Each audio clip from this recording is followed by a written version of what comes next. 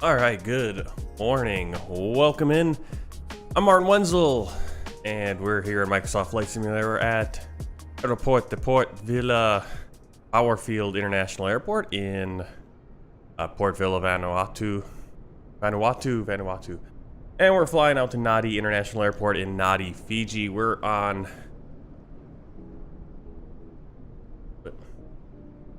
Air Vanuatu. Flight 74, we're going to be in the AT76 which came out recently, probably a month ago now, from Asobo, the Expert Series. Picked it up for about $13 with the discount and everything, so excited to, well, nervous to fly it with you guys watching. I've flown it a few times offline, trying to get used to it.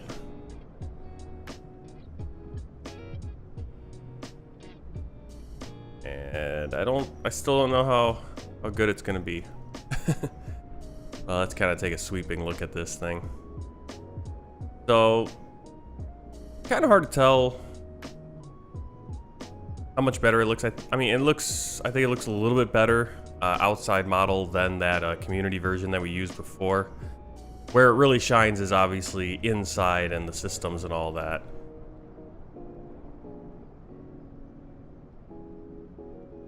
A little bit of clouds here. This flight in real life takes off about 8 o'clock in the evening, but we're gonna take off here about 5:30, 5:45 in the morning. So the sun will be coming up. You can already see it's getting a little lighter anyway. So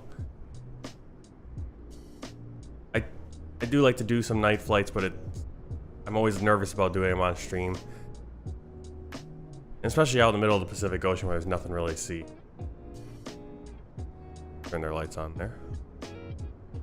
Right, so there it is. Let's get inside and start getting things set up. This is where it's gonna be a little complicated. Hopefully we can do everything right. So we do have this now, and I wish it would just stay logged in. Now I gotta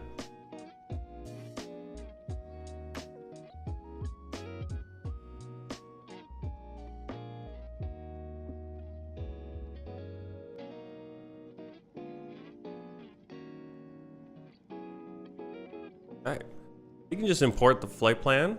Now this is something they added recently in the most recent update. Kind of updated the EFB where you can just load in. It comes with the MEDARs and everything. Load in your flight plan. We're gonna change the flight plan a little bit, but we can just set it right there, which is really nice that everything goes to set everything. Boom.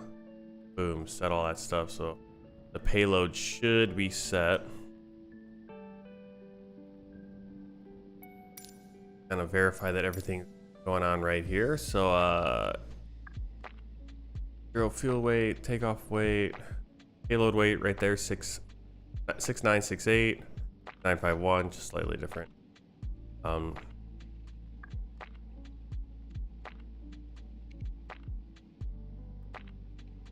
Actually adjust some of this, which is nice. 0 fuel weight. I'll keep it where it's at. That's actually right. Then we can start loading.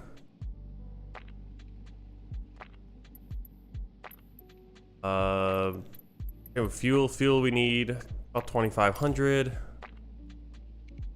can set all the stuff right in here in the FB, which is really nice because I still haven't figured out how to do all of that perfectly. We get some ground power. We'll open the cargo door, the main door, that tail prop out, that service door. Kind of going over a few things here, make sure we got things that we need. You got throttle setups, all this cool stuff, avionics mode. I haven't tried using this because I'm probably used to the FFA or FAA. All right, so that looks good over there. So let's get to the hard part, which is getting everything set up here.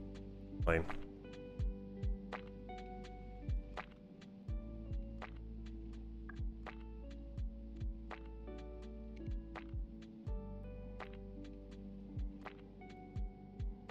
Alright, so first things first, we're gonna go, and again, I might, like my checklist or my little flow list might be a little too, I mean, it's simplified, but at the same time, there's a lot of stuff on it. Alright, and also just figuring out the, I mean, it doesn't really go up and down, kind of like the other planes. It's all over the place, which is a thing. All right, so there's the battery. Things are starting to light up. Good. Wipers both off. Circuit breaker panels are checked. Propeller brake off. I can't even do anything because there is that lock there, or the little thing to stop me from putting it on. So propeller brake is off. EEC and ATPCS, all three on. That's right there. Obviously, if we have them off, we'll put them all on. EEC1, EEC2, ATPCS. PEC both on. That's right there. PEC 1, PEC 2. Landing gear lever is down. Weather radar is off. Parking brake is set. So you can see it's pulled back. Brake off, brake on. Other way. Power levers engaged. No, power levers ground idle. See right there, GI ground idle. Condition or gust lock. No, power levers. Yeah, ground idle. I can't read. Power levers are in the ground idle position. Gust lock is in the on position. Engaged aft. Condition levers, fuel shut off. Right down there. You see, MSFS is kind of hard to see. Fuel SO, I mean, right there. Fuel shut off. Flaps lever is in agreement, so we got 0 flaps, and we should have 0 flaps outside as well. Circuit breaker panel, check that again. The various circuit panels. I always forget which cameras I have here. Back. Oh, there, you just saw the circuit panel up. That's your overhead circuit panel, and then of course you have the circuit panel right. So those would be checks you'd make. All right, internal lights as required. We do require some internal lights, so I find where they are though.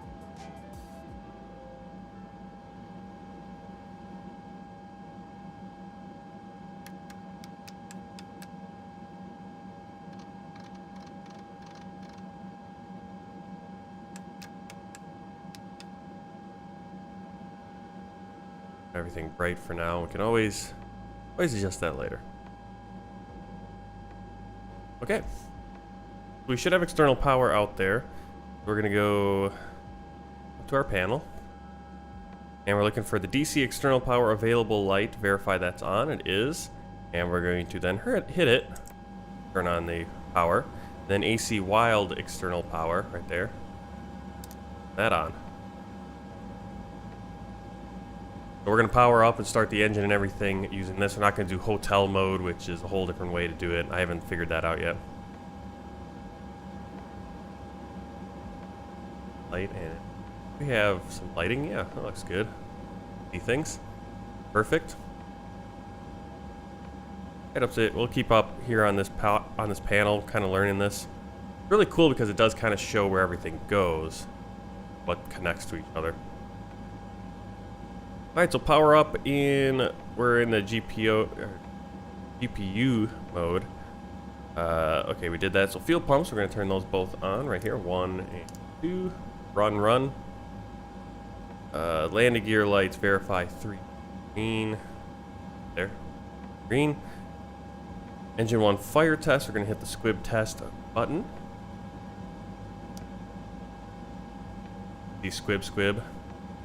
Then we're going to do like the test switch onto fire and verify warnings. Then down to fault light. All right, continuing down, nav light. Really nice is they actually have a camera that goes just on your lights. Pretty cool. The nav light on, logo lights, we'll turn those on as well since it's dark out. Engine start selector is in the off and start abort position. DC generators both on. Yep, we have faults because we don't have anything really being generated yet. Emergency exit lights armed. Windshield heating. Right here. On. Probe, all 3 on. ACW generators are both on. We have faults. Hydraulic pumps, all 3 on. 1, 2, 3. Blue, auxiliary, and green. Oxygen main supply. Gonna be a little bit further up. This is where it gets a little funky, where you're there it is, main supply. Oxygen. Oxygen pack supply stays off. I don't know why. The way it is. Engine 2 fire test. Same thing over here. Squib, fire, and fault. Good. Verify no white off lights on the overhead panel. Everything looks good. On to page 2. Let's get our ATC clearance. Let's start up SHUD ATC. I'm looking forward to Beyond ATC. That's going to be pretty cool when that drops. At least from what it looks like, there's a few things I'm hoping gets added in.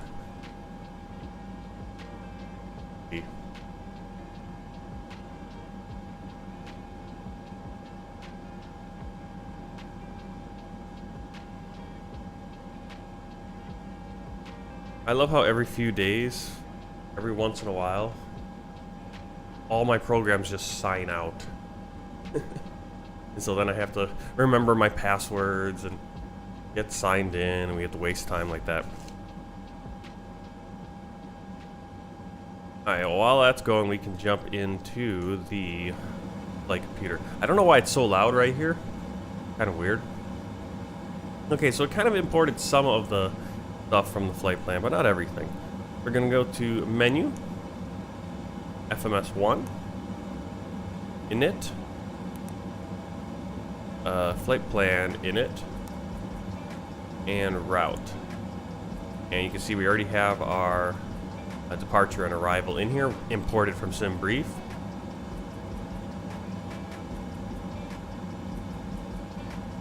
And I'm gonna go to, once we have that, we go to flight plan. Oh no, that's not what I wanted. Where do I go? Enter en route waypoint. Go to next.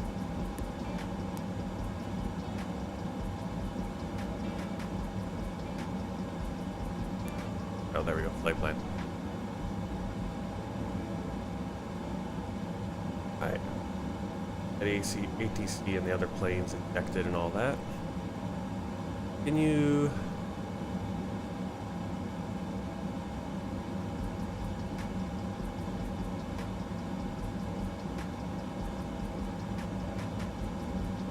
Port Vila Tower, Airbus 74, Gate 2, request clearance to Nadi with information, Echo.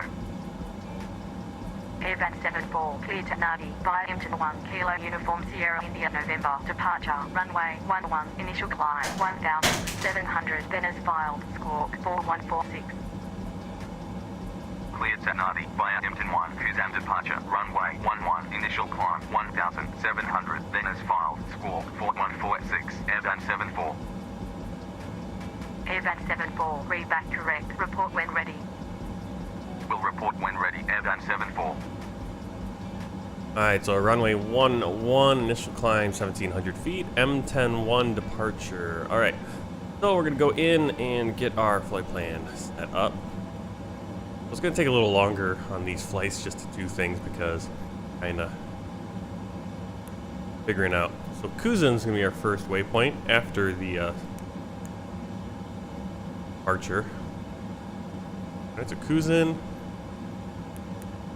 the ROP,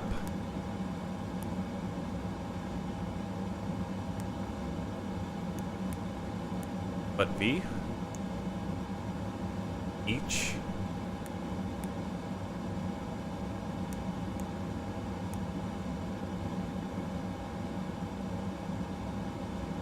double check that, so the beach, so we can go to the raw one.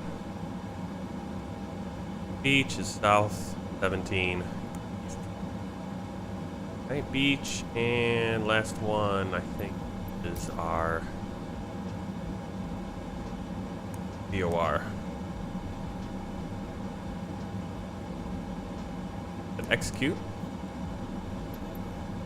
And then I believe you go on to the airport itself. We go runway 11, and we're doing M10-1 for the Kuzin transition. Execute again, make sure that's in there. Perfect. Alright, continuing down. Let's see, performance. Yep, performance. Go perf. Performance init. And going to wait.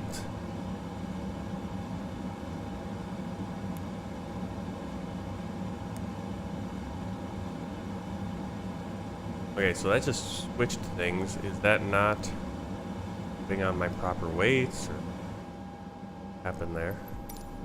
Not what I want. Payload.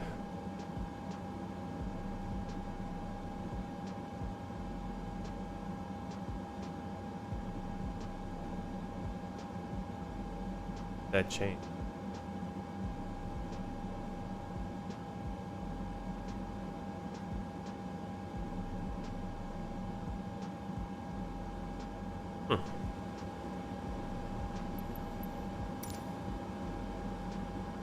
Why the weights all change?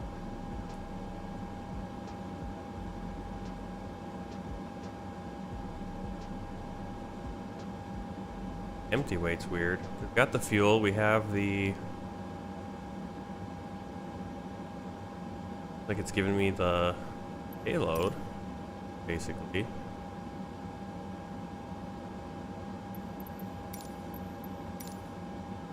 Alright. Kind of confusing why it's not all matching up.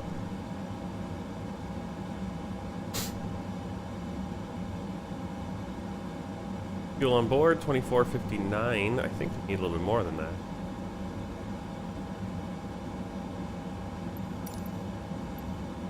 Or 89. Why it's trimmed off 30 kilos. Go back to performance again. Knit. And this time we're looking at our cruise altitude of 19,000. We're gonna do a max cruise. Since we're not really doing long hauls, we'll just do max cruise. Return. Back into her for checking out. Make sure our V1, rotate, and V2. We'll just go with this 104, 104, 110. Verify set transition altitude. Transition altitude. Did remember from last time, but I believe.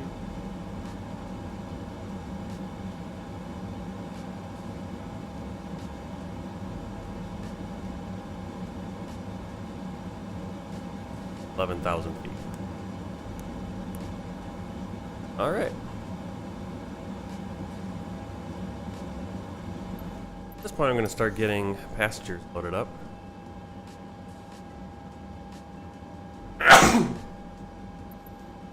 Boarding requested. Oof.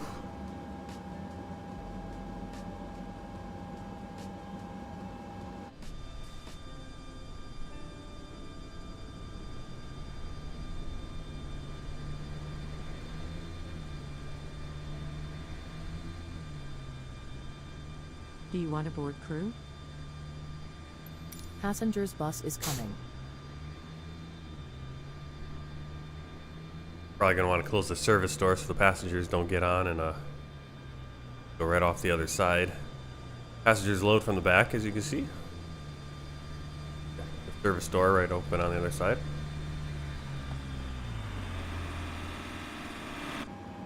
Really don't need a bus. It should be, they should just be walking from the terminal, but I didn't get that all set up for this airport. Oh.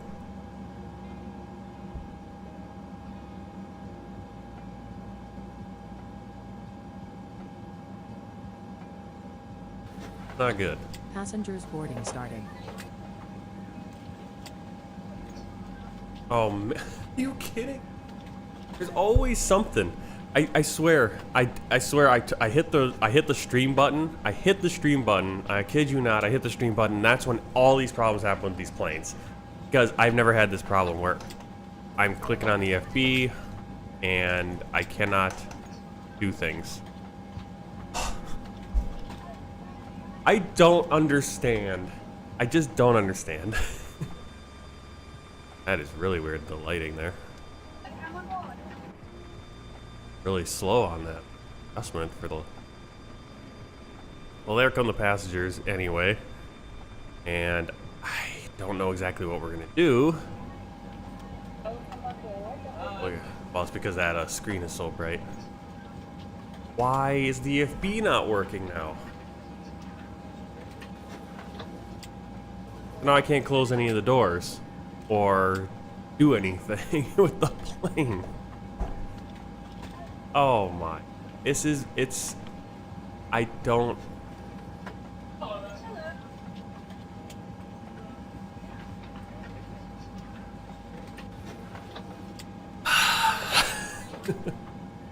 It's amazing. Like I said, it's like I hit the stream button to start the stream. I spend 20 minutes on the plane, and then we run into something stupid like the EFB not working. So I can't do any of the little extra peripheral crap. It's so... and it's always when I hit the stream button. Always when I hit the stream button. I never have these issues offline. When I'm not streaming to you guys and I do test flights, I don't have these issues. That's what drives me nuts, is that it's like, oh cool, I'm in the middle of a stream and nothing's working. Like, typically with these EFBs, it's like because you were trying to edit something and you forgot to hit enter. I've hit enter multiple times, so I should be out of like trying to type in something. Where the heck am I?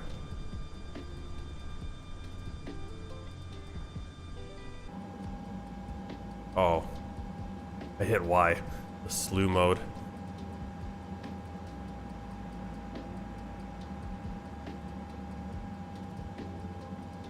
Cool, cool.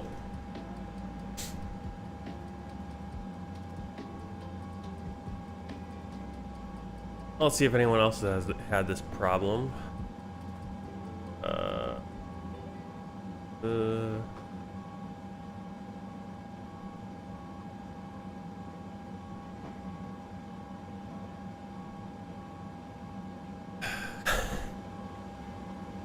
Not as if this plane is already difficult enough to figure out.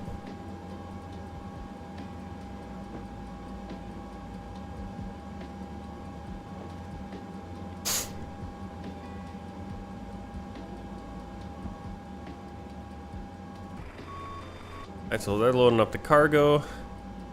I don't have the ability to close anything, so we're gonna see how this works. If it doesn't, I don't know. I might just shoot my computer. I can't stand this. I get a few hours to do a stream, and it seems it's just I always find the problems. I always run into the problems. I always find the bugs. So if you want someone to test your bugs, send over your crap to me, and I will turn a stream on and I will start to try using it in my limited time, and I will catch all the bugs because for some reason these things all break as while I'm streaming. But that's the key. I have to have the streaming on. All right, we got the takeoff data. Fuel used, reset, transponder. All right, so we'll go to surf page. Transponder is standby. PFD, MFD, and EWD set as desired. Altimeter barrel knob set to local 1016. Standby altimeter is also 30 inches right there. Power management selectors take off. Landing gear lights verify 3 green. Flight directors verify on. nav source as desired. That's gonna be right there. Heading is gonna be our runway heading, which is all discombobulated. Because I'm not sure that any of this even matters, because I might have to just restart the whole stupid thing. Am I bitter? Yes. Alright, get the thing over here. There's a way to, like, turn a knob. That's why you get the real panels, because it'd be nice to be able to turn the knob and see what the heck you're doing.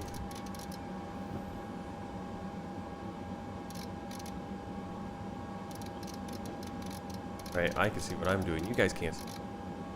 There you go. 106 heading.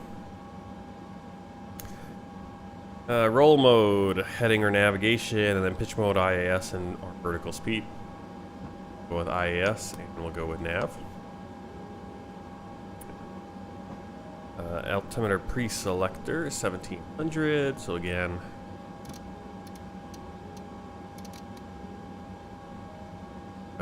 over there. Speed mode, FMS or manual. And then speed selector if manual mode. It's gonna be right there. Okay, weather radar standby.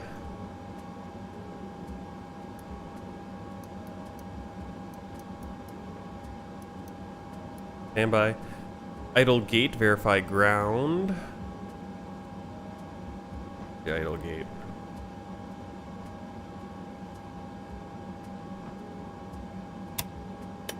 Want it pulled.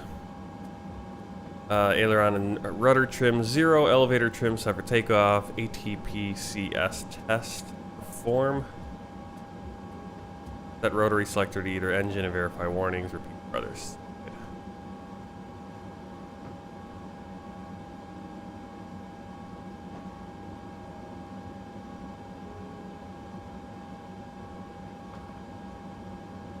Not exactly sure how to do that test. Oh, we'll kind of. Not necessary. He's going.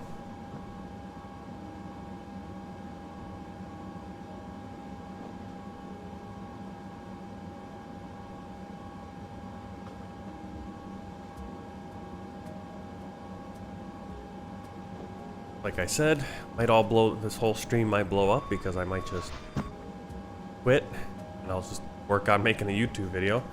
If for some reason, if for some reason my friendly EFB doesn't want to work, as you can see, I'm clicking on the EFB and suddenly can't actually switch to preferably the aircraft page where I'd be able to turn off some things. Like for example, the tail prop back there, you need to take that off. I can't do it because this isn't working suddenly. So I don't even know what that just was. I saw something move.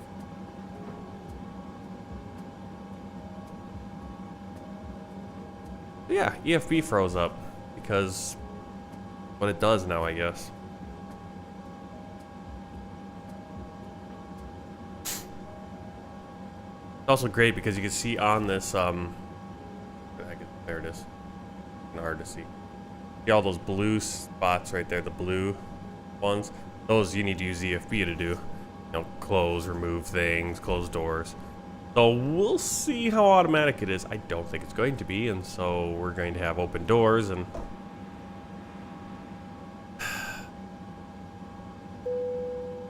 alright. That means we are completed, so let's request pushback and startup. Fort Vila Tower, Airvan 74, request pushback and startup. Airvan 74, pushback and startup approved.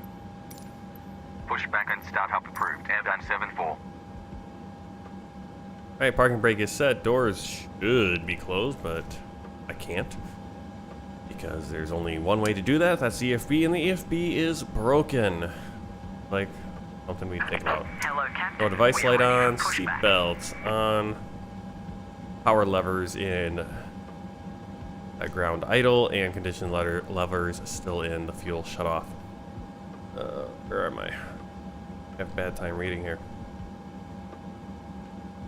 Alright, engine start. So we're gonna set engine start selector up top to start AMD. Completed. Bypass pin inserted. Turn off our external port. Oh wait, I gotta start first. I see. I skip. I don't read one very well anymore. And we go start 2.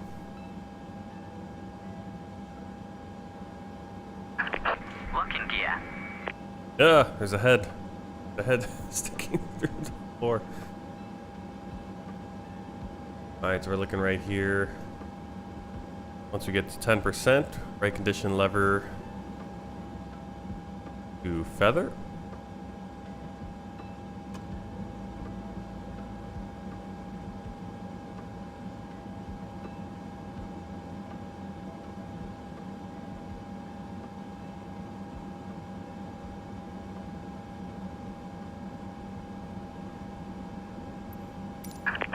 Release parking brakes, please. Hey, falling YT. Just in time to see the disaster here. Starting the engines in the ATR, but I don't know if we're going to be able to actually taxi or anything, because... Okay, shut up. I need to get the engine started first. Let's see. 45% verify. Release parking brakes, please. Okay, and we need to have this set to auto now. Release parking brakes, please. Not have said I wanted to start up yet. Okay, what does this say here? I need stabilized engine, DC Gen 2 should go off. Release parking brakes, please. Why hasn't that gone off yet?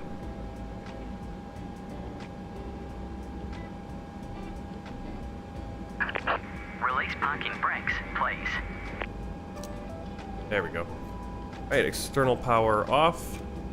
Again, at this point, you'd remove it if your EFB was working. Alright, we're going to release the parking brake. There, that's turning me. Okay, so it did automatically close the doors. Unfortunately, I can't remove the stupid prop tail, which, so... We're going to have another flight with a prop tail hanging there, but I can't get the EFB, which allows me to... I did release the parking brake. I can't release the chocks either. There's probably chocks. Release parking brakes, please. Yep. Alright, so we're stuck because the EFB doesn't want to work, so now I'm going to have to restart this whole stupid flight. Oh, that drives me nuts. Alright, well, let's restart the flight, people.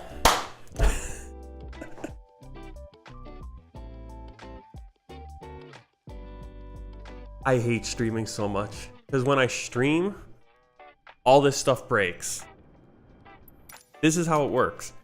This crap breaks when I'm streaming. Breaks when I'm streaming.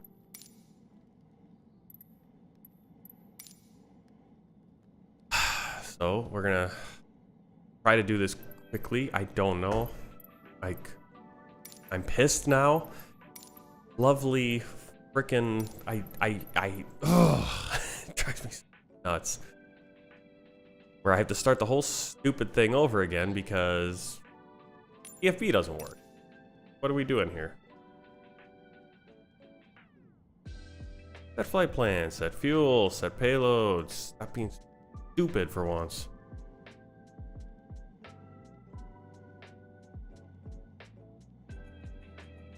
Alright, so ground power, cargo door, main door. No, we're not doing the tail prop. Those wheel chocks away too, that way, just in case. Alright, so let's try to do this. Let's see if I can do it from memory now. Quick. Wasted all that time. Awesome, right? Awesome. I love it. Love it! Ugh. You tell how much I hate this simulator sometimes. Alright, propeller brake is set, landing gear lever is down, parking brake set, power lever is ground idle, yeah, that should all be set. External power, AC wild external power. Alright, fuel pumps on, Let's see, DC generator. Ooh, on, or these are both on the generators. Engine. Oh, wow. Different things here. All right, nav, logo, engine start selector off, DC generators both on, emergency exit lights armed, windshield heating, probe heating, EW generators are on with faults, and our hydraulic pumps. Oxygen supply on. We'll do the fire tests.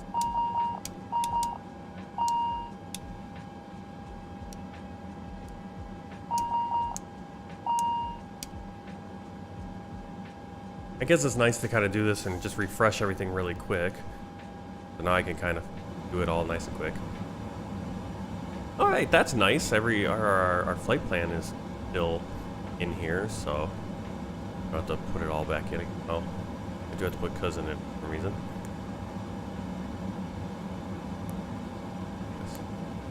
Runway 11, M10, cousin.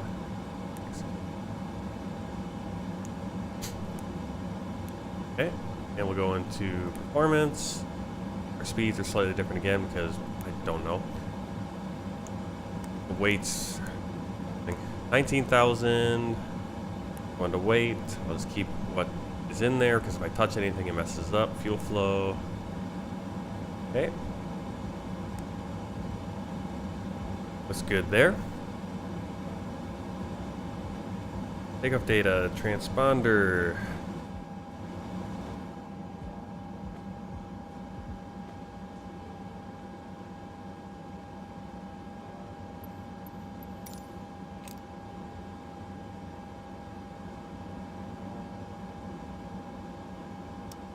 Alright, transponder standby. Turn up lights on.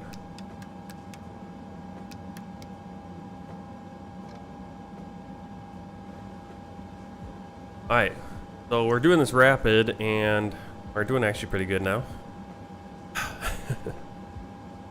Alright, turn on navigation and indicated airspeed for our climb. My heading again. Runway heading 106.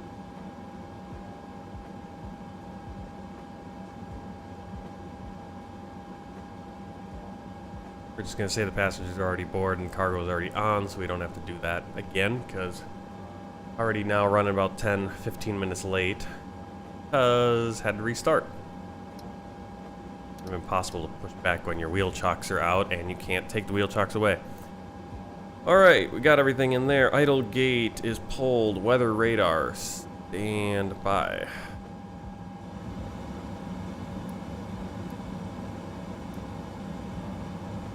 Elevator trim set for takeoff, and parking brake is set. Doors closed. Beacon light on. Passenger signs on. Power levers in ground idle and condition levers in fuel shut off. There. Up here and go to our engine start AMB. Start engine 2. I remember my different. There we go. So at 10 we want to go to feather.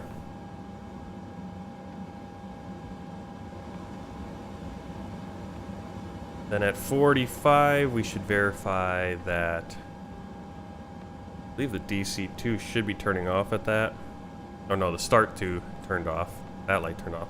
DC2 will turn off once we turn off the external power and everything. Did we get the back here?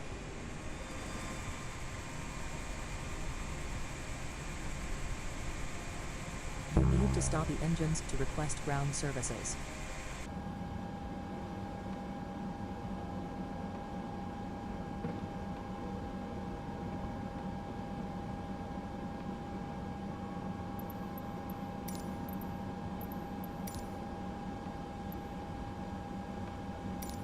Okay, how much you want to bet that the EFB crashes again and we can't remove those damn wheel chocks?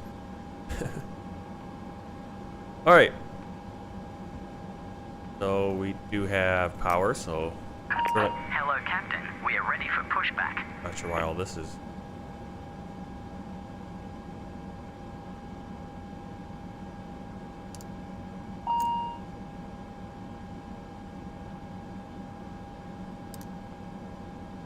Starting engine 1.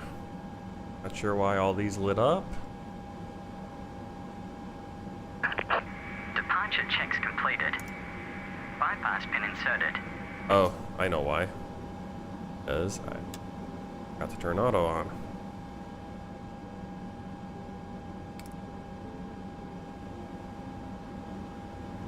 We'll just kind of wait there before. We're not pushing back yet, so we'll get the other engine started. Up to feather. Head. There's the head sticking through again. Locking gear. You can see at 45, it's going to go off, and it'll shut off, stabilized. Both engines going.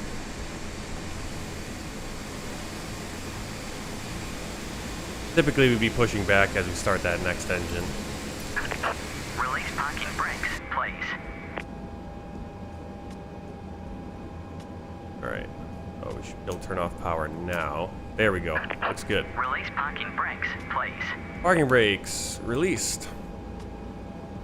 Hey. Fuel chocks released.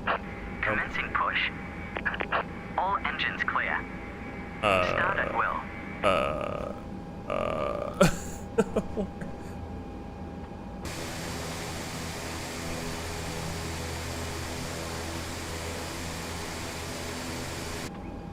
Pushing me. Alright, well, this is a rough one, but hopefully our flights, once we get over to Fiji, will be a little bit less hectic going in. Alright, so we're pushing back. We got the engines going. Overhead and main panel. Verify there's no off or fault lights. Verified. Engine start selector verified. Off. Anti-icing as required. Anti-skid test. I don't know how to do that. And we're gonna go flaps 15, which is our first position. There you go, flaps 15. Okay, so I wanted to. There we go. Like, are you gonna turn me?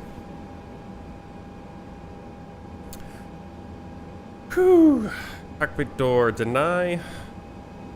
Where that is. Right there.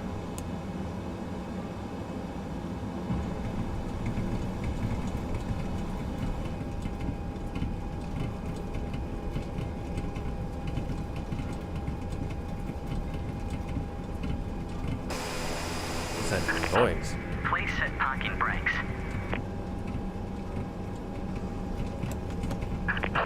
Waiting your confirmation for a good engine start.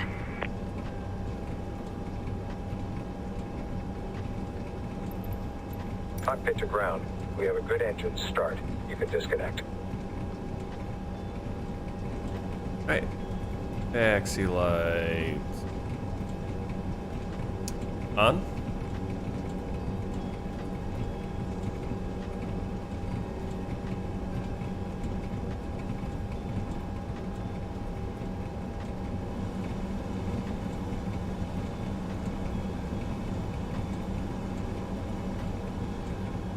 These little things like Unlocking gear. I'm looking for the takeoff config test. It's on the pedestal. Where is that pedestal?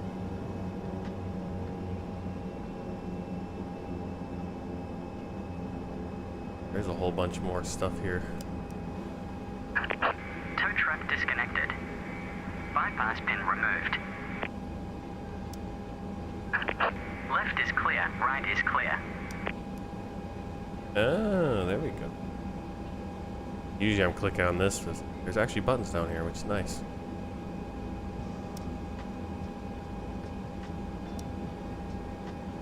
There we go.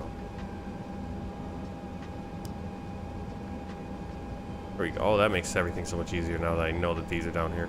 I don't know why I was killing myself before. Alright, we're clear. Now we can go procedure menu if we want, and Why our brake temperatures are hot, I don't know. Why was it pushing us back with our, there it is. There's the takeoff config test. Why were they pushing us back with our brakes not released? I don't know. Alright, we're gonna taxi. Let's get our taxi clearance. Port Vila Tower, Airvan 74, request taxi. Airvan 74, taxi to holding point, runway 11. Gust lock released. Taxi to holding point, runway 11, Airvan 74. What is going on here?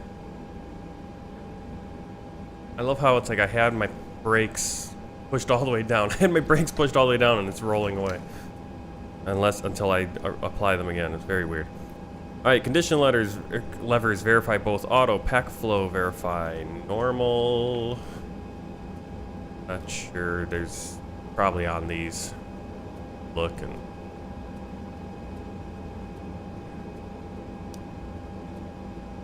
there you go, pack flow normal. PFD, MFD as required. FMA verify autopilot mode set as desired. It is. Power management verified takeoff. Right there. TCAS as desired. Weather radar as desired. And flight controls check full and free movement. Go. Now, again, I was watching a video about how to do this, and the guy did his tests, but he didn't mention that you have to turn off your gust lock for that. That's why we're doing the test now after we turn off the gust lock. All right, ATC, got our clearance.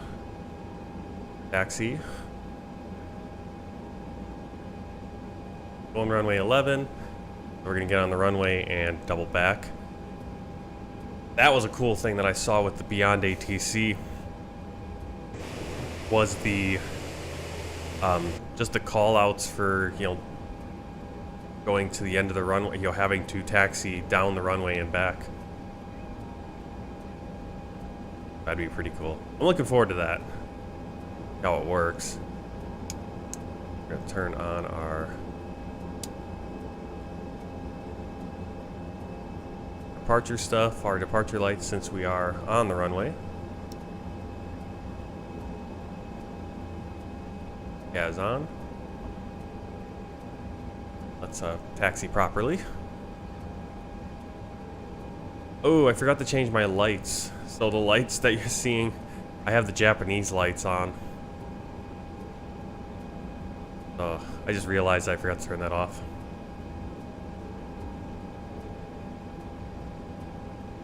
Sun should be coming up. We'll get the sun coming up. It's actually kind of cool to have a night takeoff. I didn't want to do the whole. I don't want to do the whole flight at night. Kind of hard to see things then. You guys can see what you need to see right now.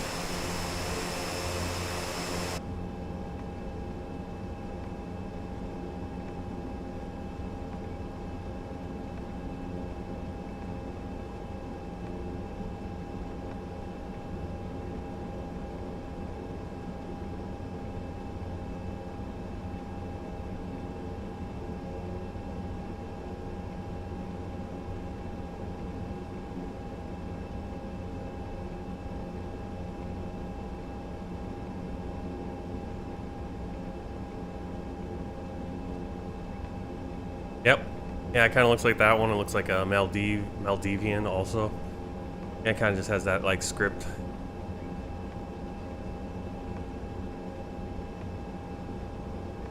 Okay, so I have really no power. I just have auto power. The kind of the idle Thrust. This is a big loop. Or we're just a small plane. I remember such a big turnaround. This is a nice big turnaround. A lot of these airports with the turnaround, it's so small that you can barely get an A320 turned around. Granted, again, we are in a smaller than an A320, so maybe that's just perspective. Alright, runway 11 for takeoff, ready for departure. Port Vila Tower, Airbus 74, runway 11, ready for departure. Airbus 74, wind variable at 2 knots, runway 11, cleared for takeoff. Runway 11, cleared for takeoff, Airbus 74. Alright, so what you can do right here is you can check out different procedures. There's different places, like this is down, this is up, and then if you click right here, you'll get, it'll enter. So we want to go down to before takeoff checklist. Alright, takeoff briefing. Gust lock off, flight controls checked, TCAS checked, boost function as required, airflow normal, cabin crew advised, engine bleed as required, external lights on, lateral, flight director bar centered, rudder cam centered, procedure complete. Pull up the after takeoff checklist. Alright, we're clear for takeoff. Double check. Gotta remember our yaw damper is right there, and we engage that once we are climbing. Alright, so line up and brake, release brakes, power levers into the notch position. Right there. Whoa. Brakes. Takeoff.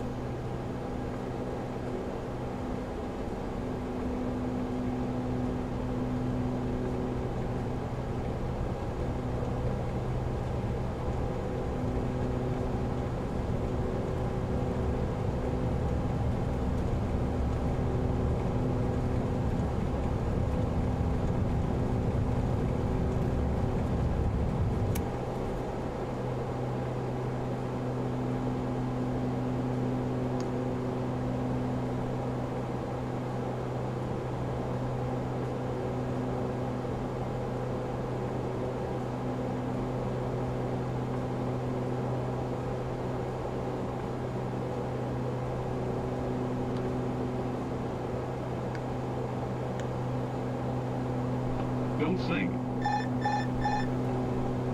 An autopilot. Don't know why it wants to do that. It always wants to freaking dive.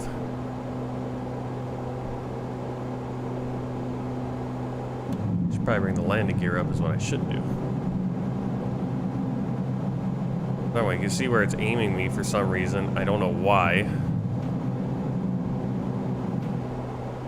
Ah, I see what I did. I didn't set in our initial altitude. Ugh. Still wants to dive down though.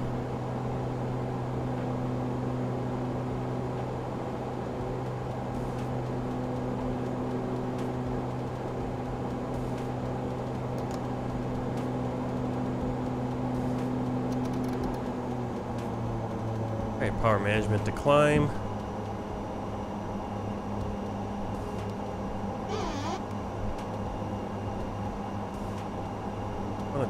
Dive. I'm fighting it to go up.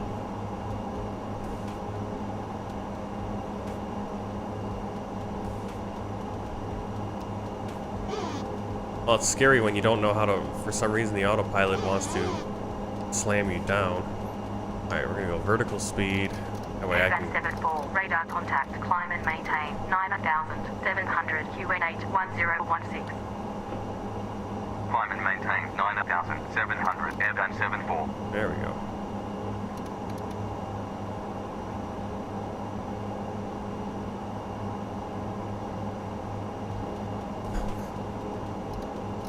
I put on indicated airspeed and it just wanted to dive me. Yeah, I don't know why I wanted... What the heck? Maybe I didn't have the right indicated airspeed. I don't know. That was a little rough, and yeah, it's scary when it's night because you can't see the land either, and the plane is nosing you into the ground. It's like, yeah. Why are we not climbing here?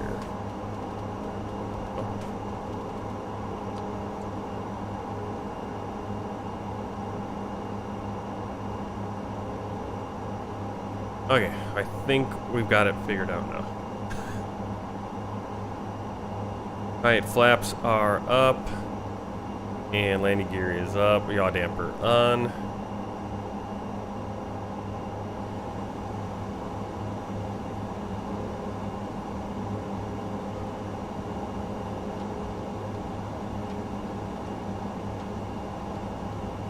Alright, landing gear up. Flap 0. Power management. Climb. Check. Engine bleed on. Taxi and takeoff lights off.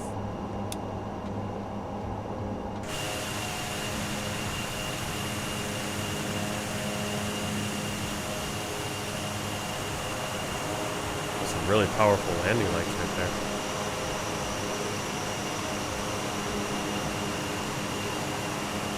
Our first time streaming it, I've flown, like I said, I've flown this, earlier I said I've flown this probably 3 or 4 times. What you just saw there, me setting up the plane, was my second attempt this morning, and I just did that all from memory actually, for the most part. And so I think I'm getting, if I do it a little bit more here, I will get more comfortable. But obviously it took me about a half an hour to get everything set up, and we were ready to push back, and the EFB didn't want to work, which meant I couldn't get rid of the wheel chocks. We couldn't push back, so I had to restart quickly and reset everything. But yeah, still very fresh in this aircraft. So that is going to be, that's where the adventure's coming in.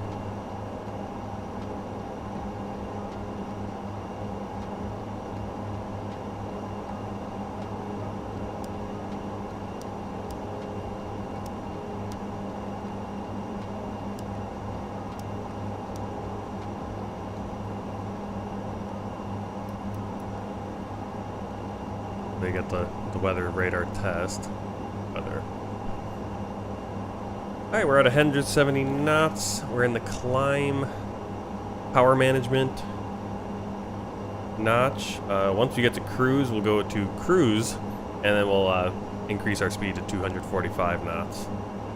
Passenger signs are on. Landing lights are going to come off at 10,000. Then we'll hit our standard altimeter as well once we get up there. See the sun just starting to peek over now. Oh, love it. Airbus 74, climb and maintain. Flight level 190, contact Nadi, approach 119.1. And cleared to our Climb cruise. and maintain. Flight level 190, contact Nadi, approach 119.1. Airbus 74. Nadi approach, Airbus 74, inbound, Kuzan at 6,800, climbing, flight level 190. Airbus 74, radar contact, continue climb, flight level 190. Continue climb, flight level 190, Airbus 74. Still over the island of Vanuatu. Of course, we are flying a little bit slower than if we were in the Airbus or the Boeing.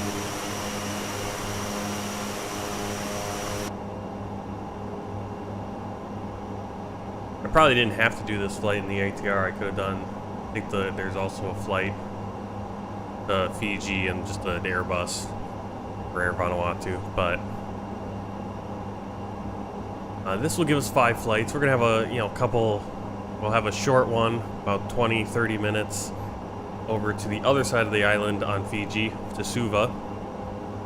Then from Suva we'll have probably similar length to this flight up to Tuvalu and then back, so all told probably 5 hours of flying there, and then another 20-minute back to Nadi. Yeah, well, I had to get it. I was pretty excited when, well, the only flights out to Tuvalu are on the AT76. I'm like, okay, I think I saw that coming up, and then I was really excited when this came out. I'm like, oh, it's so awesome that we'll have the actual ATR as opposed to flying a King Air cockpit inside of a ATR 72 skin. As we have flown the ATR 72 before on this world tour, it's just not actually been an ATR 72. It's just looked like an ATR 72, but the interior Most definitely wasn't.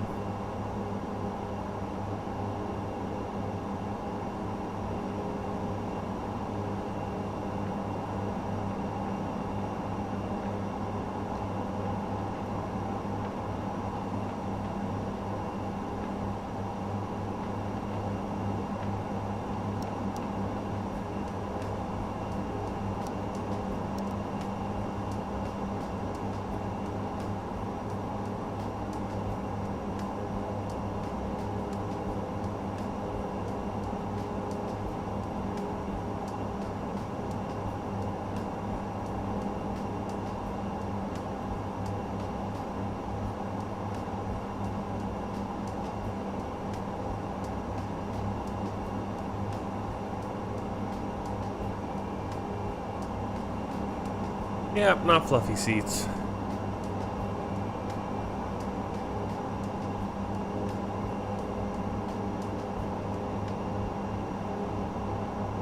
I'll open the door.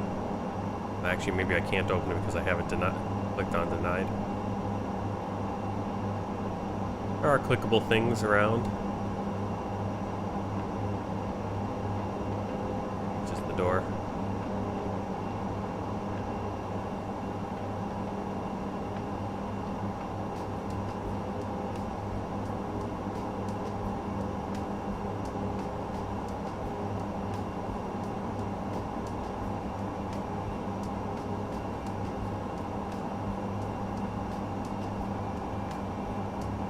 Yeah, just a little bit frustrating on the start today, but now that we're up, frustration will be when I forget, for some reason, the landing gear doesn't deploy completely.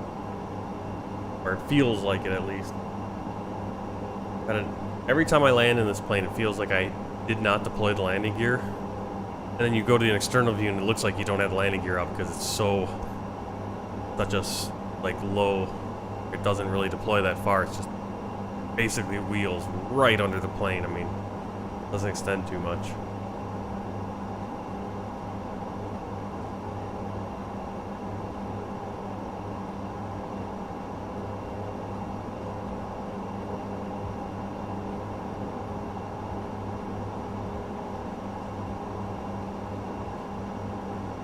Alright, we never completed that after takeoff checklist.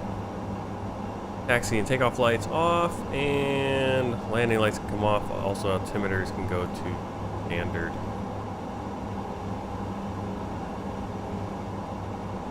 Not really standard.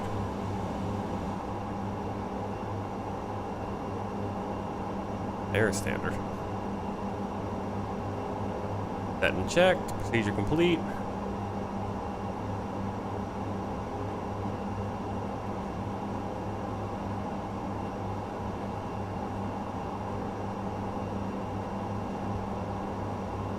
Yeah, it even changes the pages when you're going through a procedure.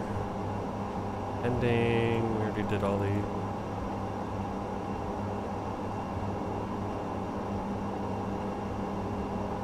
This is usually why I haven't had it working like that, because I never get rid of that active procedure. But it's really cool. They have the abnormal procedures, which is pretty cool, like all that.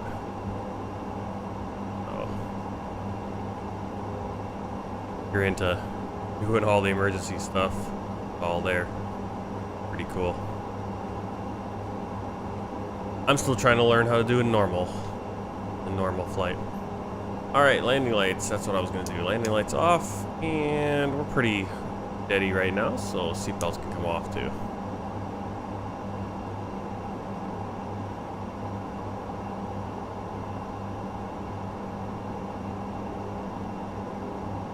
This is a really nice, again, for $12, $13 if you have the premium deluxe, for, I believe if you have the deluxe or maybe the premium deluxe. I'm not sure if it's just deluxe, but I know for sure if you have the premium deluxe, you get like a 33% discount or something. I mean, it's only a $20 plane, I believe. And then if you get the discount because you already have Microsoft Flight Simulator Premium Deluxe, it comes $12.99, $13. Which is, again, for a plane, is right where I would love. It would be awesome if you could get like the PMDG for that much, right? The Phoenix. all these planes would be so awesome if you could get them for 13 bucks. I'll pay 20 bucks for a plane, no problem. I start to kind of cringe when when they're asking for 20 bucks for an airport, because the plane is basically the game, right? The plane is the sim. The airport is kind of its scenery. So I figure, more money on the planes, which you do see. I mean, airports are $20, but then the planes are $80. It'd be nice if the planes were more in the $20 range and everything else was a lot less expensive. And so it's always nice when you get a plane like this that's highly detailed, for under $20. So I have a couple planes like that. I have the Boeing 247, which is an older plane, and it's incredibly detailed. But incredibly hard to fly because if you do things wrong, and I have to like reinstall it or something because it retains whatever state it was in the last time. So if you crash or if your engine blows up, you're kind of stuck, and it's weird how they don't have a reset for that. But it's really cool and so much detail, and it's only 20 bucks. And then this plane, the same thing, so much detail, and 20 bucks and less. Awesome. Agkid FF, welcome in. Glad to have you here. We're flying the AT7600. That Asobo Expert Series released about a month or two ago now.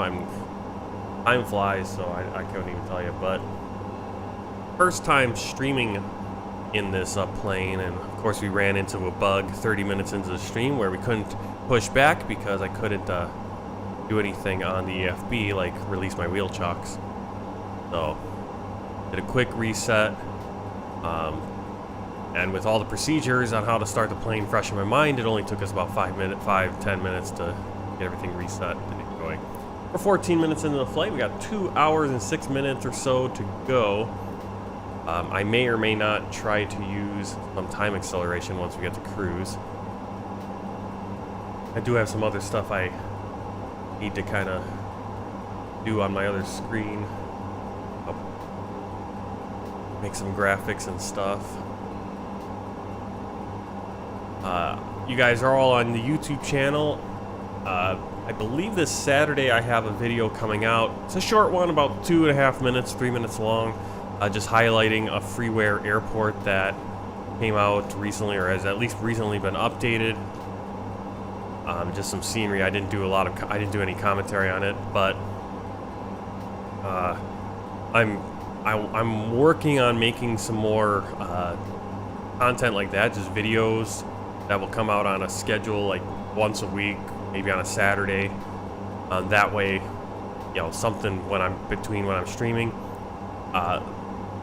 What I'm focusing on right now is I'm doing some highlight videos of freeware airports that are available.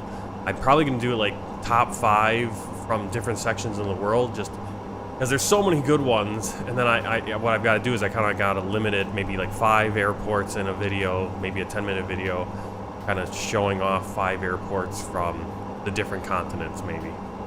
And so I haven't decided which one I want to do first, if I want to do Asia or Africa.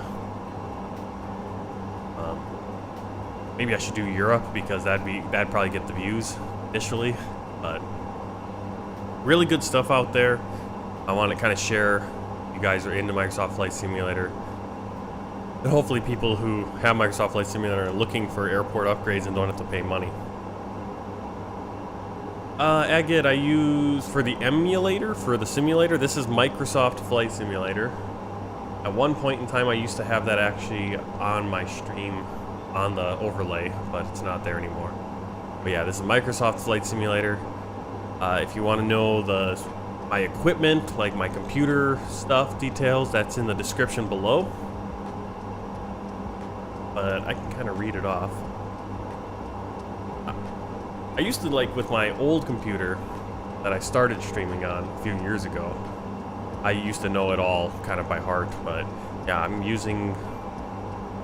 Do I open broadcast on other platforms? Yep, I broadcast on Twitch as well, so I'm broadcasting on Twitch right now.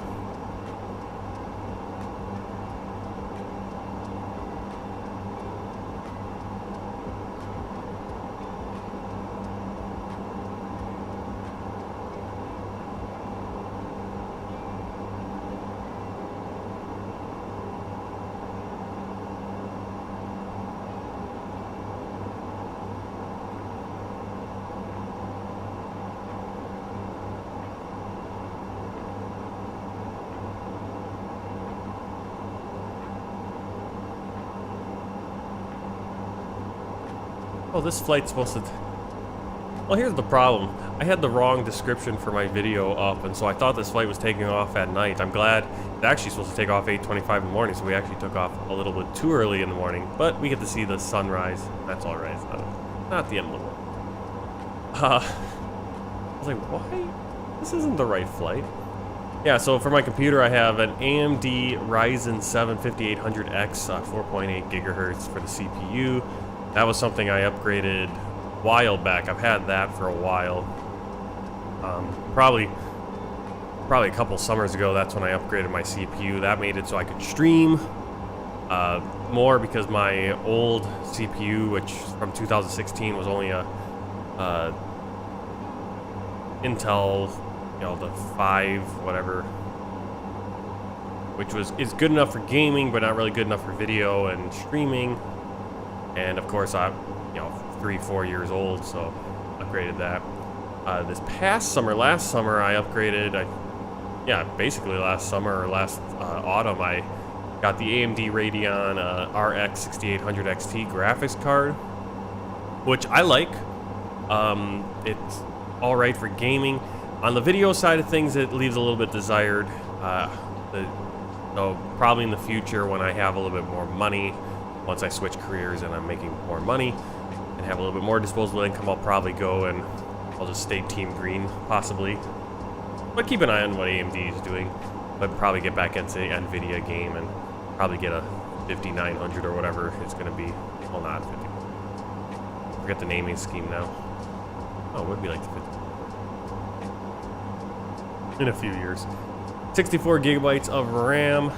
And then I use the Thrustmaster T16000M flight control joystick, got the rudder pedals and the weapon control system throttle, which now I look at it, I was looking it up and I saw an article about like different peripherals, and it's like, is this actually one of the more expensive peripheral systems? Which I'm surprised. I send a list of the next flights. I can send them. Do have spreadsheet. I don't know how can I share? If I can share my spreadsheet that I kind of have made up.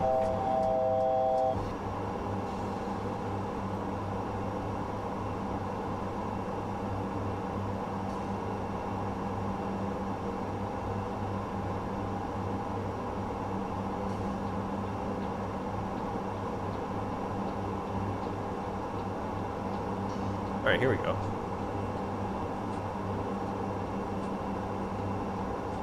So this actually has a number of things on it, but it's under World Tour Full. So if you go to it, you can see this.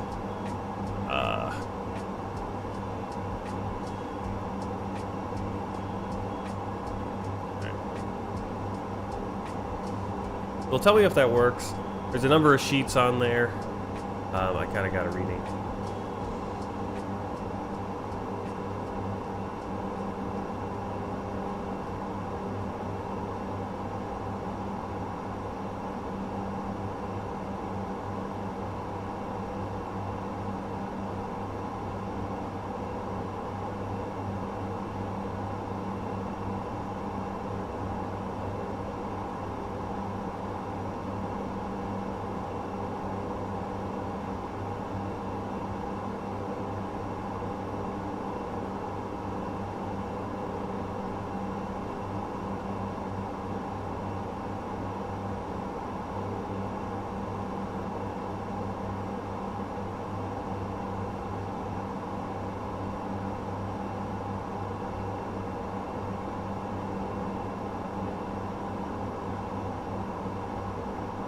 Yeah, so if you click on that link, it should take you my live stream schedule Google Sheet. The one you're going to be looking for to see kind of flights coming up, it will be World Tour Full. Yeah, World Tour Full. And kind of give you a explanation of the colors. What's going on is the blues, where I have anything highlighted in blue, that just means I have that stuff prepared, like logo, graphics prepared for it, all that stuff. And then everything that's kind of shaded For some reason it looks like more orange now, but it's like a light gray. That's all old flights that we've already done.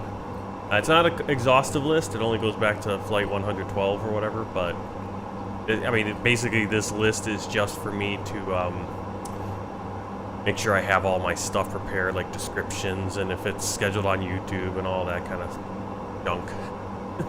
So it's kind of a behind the scenes thing. I also got some, like a logbook that I'm working on, plane stats, so you can see how many flight hours, which again, all of that stuff's kind of incomplete. This is kind of, you know, not meant really for public consumption, but you know, you're welcome to look at it. I am also working on,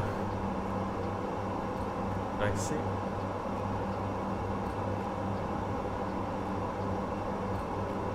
Air project, anyone with a lake, yeah.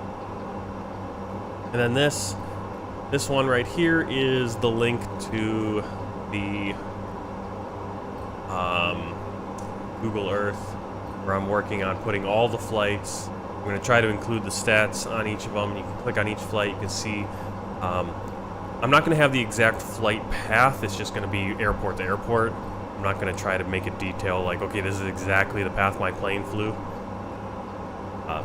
Sometimes I might, we'll see, but for the most part, it's just a straight line between airport. Like even the first flight actually does have it kind of, but I'm not gonna try to get that detailed on it.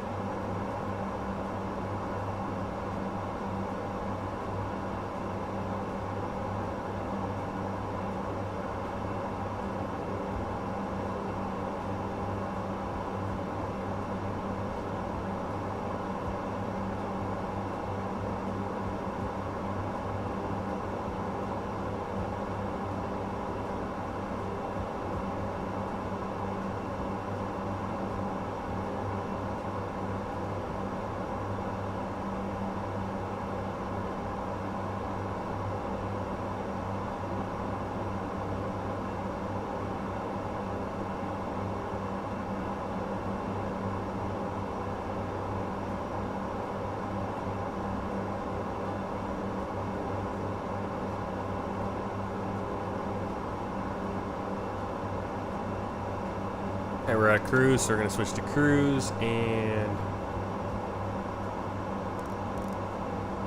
we should go up to 2.5.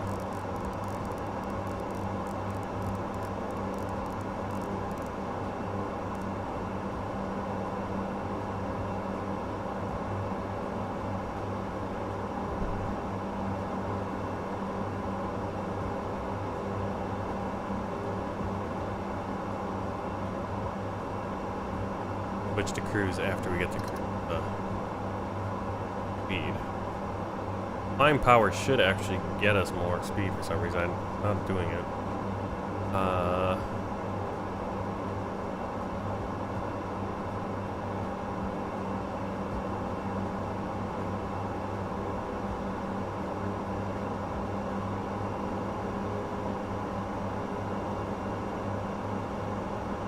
Kind of locked at 193 knots.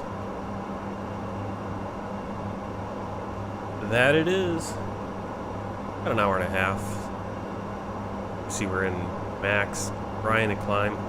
I'm not sure how to get to our speed of 245. It's supposed to do that, but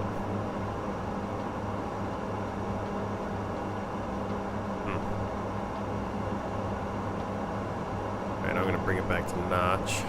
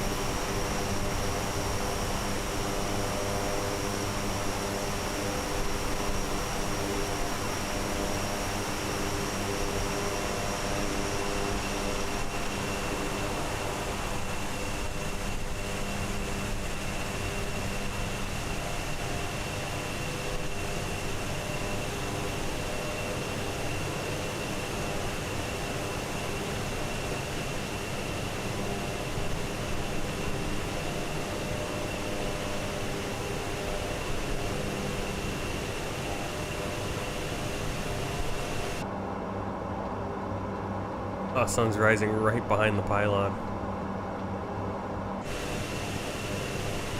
That's why I can't see it. Beautiful.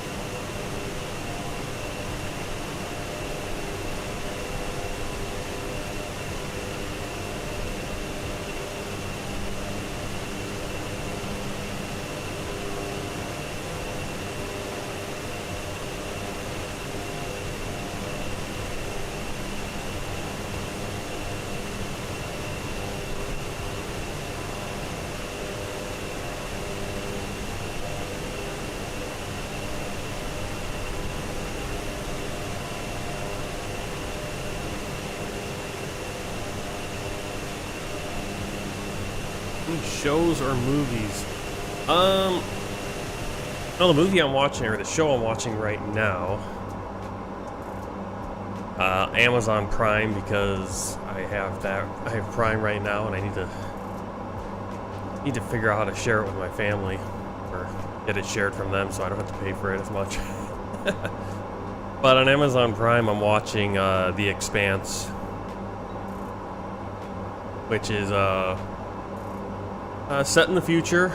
It's in our solar system, in the solar system. You got Earth and Mars are the two major powers, but then you have like the belt. You have all these people living in the asteroid belts on all the different various rocks floating around the different moons.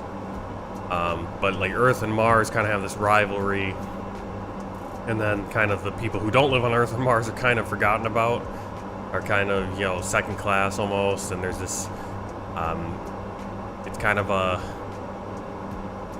you know, it deals with a lot of kind of issues like that, where you got some like super weapons and some, you know, distrust between, you know, nations. At this point, the nations are, you know, Earth and Mars, and then kind of this loose confederation of people who don't live on Earth or Mars, but are throughout the rest of the system. But it's really good because, now, how I got into it, I mean, my dad was watching it, but I never really got into it. But then I saw a video on YouTube from, I believe, Stardock or someone like that. He was talking, Space Doc. He was talking about the real, like, they have, it's like one of the shows that has like the most realistic depictions of space and space combat and flying in space. You know, everything's thrusters and, you know, engine. You know, you have your engines, and you know, when you're engaging with you have your engines engaged. That's when you have gravity in your ship, and when you don't have your engines engaged, you're just floating through space. Then you have zero gravity. People are floating around. Damage, actually, you know, you watch a lot of movies, and unless a ship is completely just getting destroyed and blown up in a movie, there's usually very little visual damage on a ship. Whereas in this, you know, bullets will go, you know, bullets or rail gun, you know, they have rail guns, and whatever is going through or debris hits a ship, it'll rip through people and shoot through, and it's just, you know, all the different things that go with space, and so it's pretty cool for that. So I've been watching that. That's the one I've been doing. I don't have a list right in front of me, but there's a number of, like, if you have Netflix, I like to watch World War II movies, and I've run across a number, I think there's one called The Forgotten Battle, which I believe is about a Canadian, I think it's a battle, a Canadian regiment or a Canadian unit was fighting in I believe in the Netherlands or something. And I think it's a Dutch film though, I believe. There's also, there's a number of good World War II movies that I've watched lately on Netflix that are not American made, right? Because so many movies are American made, and that's the ones people think of: Saving Private Ryan, Band of Brothers, The Pacific, Hacksaw Ridge, which are all very, of course, U.S. centric. And so it's really cool to see German movies about World War II. Downfall is probably the most famous one, but there, what did I just see? I think this one might have been a Norwegian one. I think it's a Norwegian one. It's called Narvik, which is about a battle between the Germans and the British over this coal mining town up in Norway of Narvik. And that's pretty cool because, again, you get this whole different perspective. I mean, there's French, you know, and this is early on in the war, like 1940 early. So you had French troops coming in and kind of, because you never see a movie with French, very rarely do you see a movie with French troops in World War II anymore. They were there, especially early on before France fell. But Norwegian troops and early Germans and stuff, so. Yeah, Narvik, I think The Forgotten Battle. There's another one, but maybe The Forgotten Battle is that same one. Because in The Forgotten, I think that's, because I'm thinking of it, Forgotten Battle has a lot of Dutch resistance in it, I believe. So that's what I'm thinking of. Unless that was a whole nother movie, it might have been. There's one there, I forget what it's called, but there's one about like a woman who, becomes a spy. She enters the service. I think she's British. She might have been American, but she was living in Britain, and he entered the spy service of the OSS during World War II. He had I forget the name of the movie, but big thing is like she has like a bad leg or something, and that's an issue for her. She might even actually have an amputated leg, and so she actually wears a fake leg. That comes up, and the hard decisions she has to make, burn people or not. So it's a lot of good movies there. Those are the ones I've seen.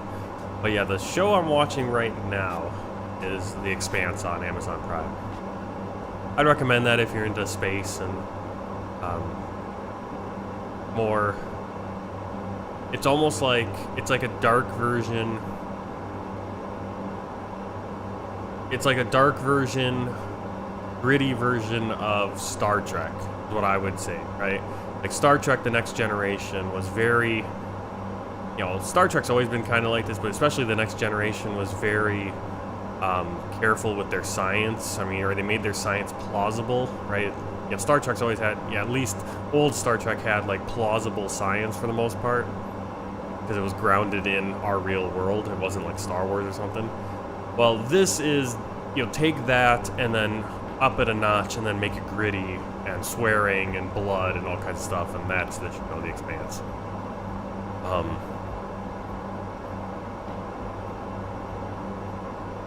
That comes highly recommended, I'd say. Check that out if you're into space shows. Yeah, it is. It's really good. There's some weird elements of it. It starts out very, I don't want to spoil things, but it starts out very just grounded, very simple, like, hey, I don't know how far into the future it is, but, people are flying ships around the solar system, but it takes time still. It's not like just instant, it takes hours still to get from Earth out to like Jupiter or something, but very grounded in science. Zero G, when a ship is engaging its engines, there's certain technologies that don't exist, that obviously most of the technologies don't yet exist, but it's again grounded in science. But it's very, like, once you get into it, once you realize, okay, I'm 200 or 400 years in the future, everything still makes sense. Like, everyone has like cell phones basically, right? Like a little terminal, except they're razor thin and they're just little glass, whatever. But everyone's on them all the time, right? It's just like our world, except 400 years in the future. Same kind of conflicts and lying and trickery and all that stuff and conflict. I mean, it's not a Star Trek Next Generation where it's like this is our idealized version of the future, vision of the future. And like I said, it gets that space stuff right. It gets that kind of stuff right, and so it's really cool for that. But it starts out very grounded, very just in that world. It's just humans, right? It's humans, but we've spread out beyond Earth and Mars, right? But towards the end, it starts moving in. There is a little bit more science fiction, otherworldly element starts coming into it towards the end of the season, which kind of, I think, at least so far through season 2 that I'm in, it's running. It's a big theme, but what it exactly is not clear. But it is something run amok, I would say. Maybe technology run amok, if anything. But again, mostly grounded in reality, and then a reality of a future that we possibly would have, and probably what it would look like once we get there. The ship designs are what we would have for ships, you would think. They're not designed, they're not ridiculously large Star Destroyers, and space battles are space battles are quick, but there's distance, there's the tactics make sense, what you would do, you know, slingshotting around moons with gravity, all that stuff. It's not, and it was really like, because the video I was watching where I kind of got into it, he was talking about like these realistic space battles. He was comparing, I think he was comparing these space battles to like stuff you see in the every new Star Trek and Star Wars movie, where it's just like, okay, how much crap can we throw on the screen, and that makes this space battle important. And it's like, no, I mean, there's no tension, because at this point you have no clue what half that crap is just CGI nothing. And yeah, they're very detailed on it. Like everything's very detailed. Like systems, like on the outside of the ship, like something, you'll see little things moving that correspond to what's going on in the scene. That, oh, okay, they just did this, and you know it, you know, or the engine, the reactor got shut down or whatever. Everything, there's a great attention to detail. They're really, at least. I think The Expanse was first made for Sci-Fi Channel. I think the first few seasons was exclusively Sci-Fi and funded, I don't know. And then now it's on Amazon Prime, and so the later seasons is Amazon Prime, so we'll see if the production quality goes up or goes down, but so far it's been a really good show. So that's a show I'd recommend. And then, like I said, check out on Netflix, look up World War II movies, and be willing to go and check out some of those movies that, you know, I've watched some movies where I'm like, I've never heard of this, but it's really cool watching foreign, you know, for us, you know, non-US World War II, really cool. See like the Norwegian perspective or the Dutch perspective on World War II, considering they were basically overrun by the Germans, the Nazis.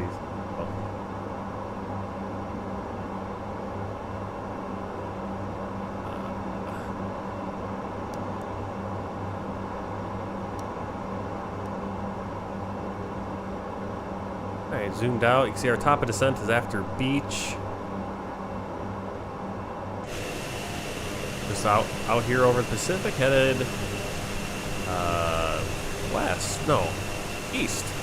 There's the sun coming up. I was trying to figure out, like, when I was like, oh, the sun's gonna be coming up, but I'm gonna be flying. For some reason I thought I was gonna be flying west, and so it's like, oh, I'm just gonna be running away from the sun. We're actually flying towards it because we're flying east. I guess the sun comes up in the east.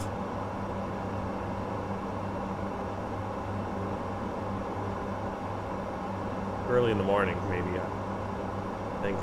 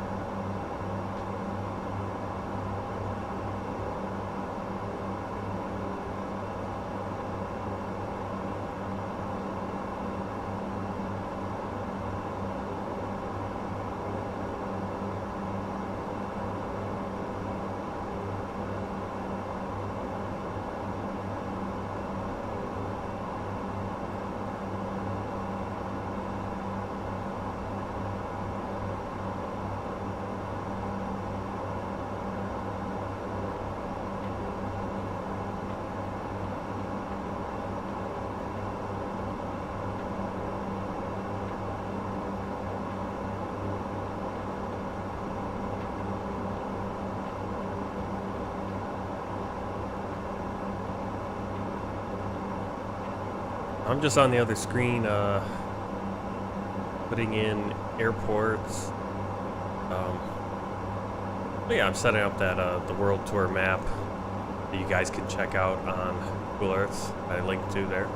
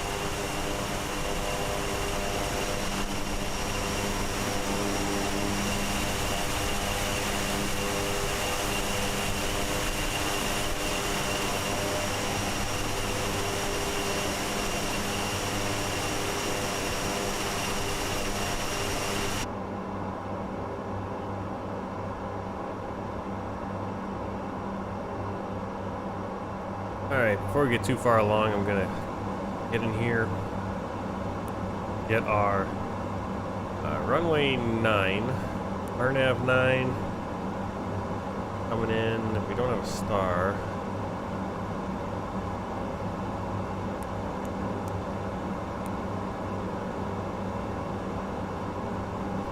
Why it doesn't have transition though?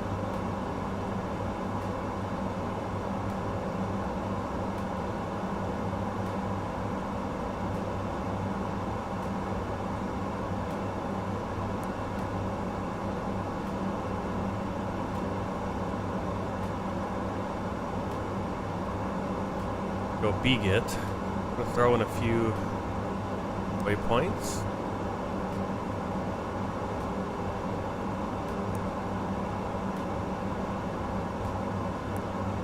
B-Git, and then we'll go to B-Lav. That will be our, take us to our approach.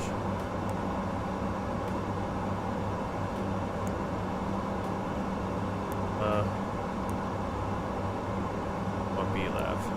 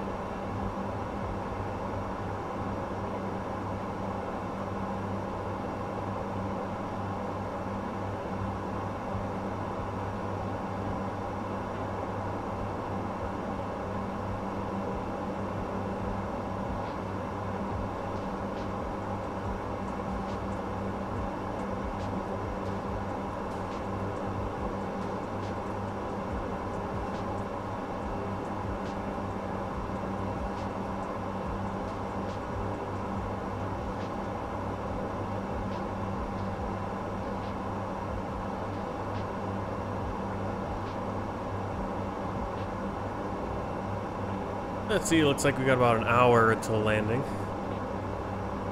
I'm gonna step away, gotta check on some things, and we'll hopefully be coming up pretty soon.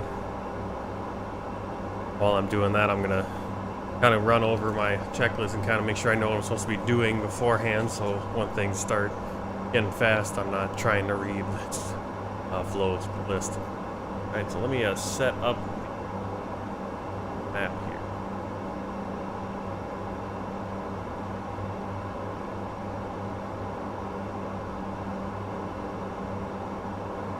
And I'll see you in a little while.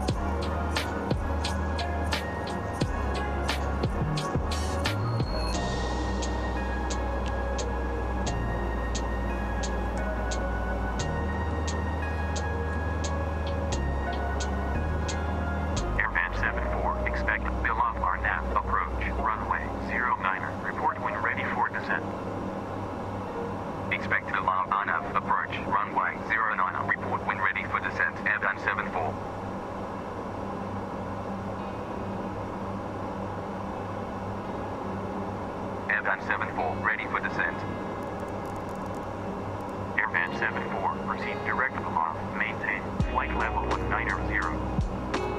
Proceed direct with aloft. Maintain flight level 190.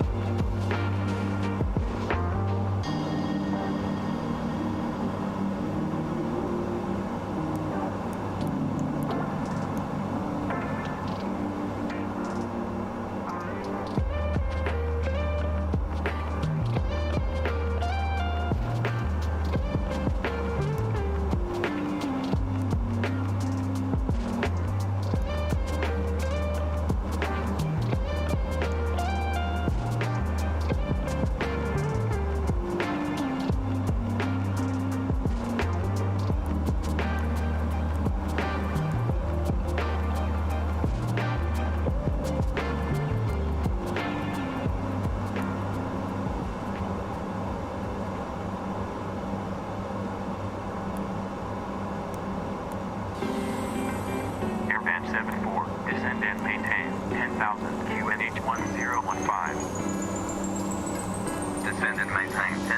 Airband 74.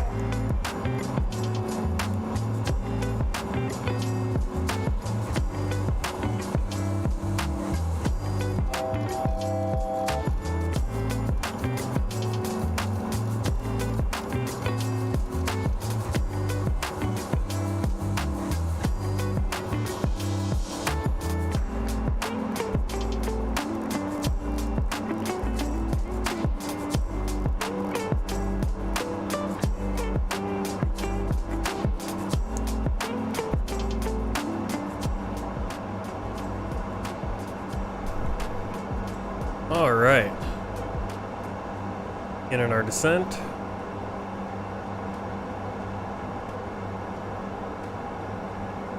Alright, so we got our cruise power management. 240 is our descent speed. Finally picking up speed now. We're headed to Beggett. Let's zoom in a little bit more. Close. Okay, we got the flight level of 10,000 feet. By the time we reach Beggett, be good. Alright, let's call the descent checklist. FWS recall landing elevation checked. All right, there, 35 feet. Cross check that with the chart.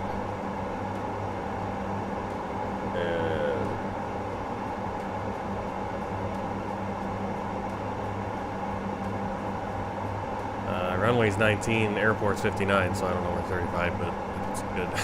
Good enough, I guess. FMS nav / performance set checked. Decision height, minimum decision altitude. Minimum decision altitude MDA is gonna be 400 feet.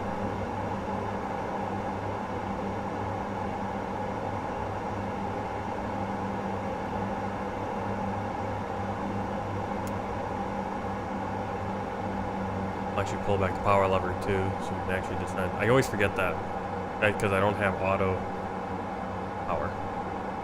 So 400 feet, minimum decision.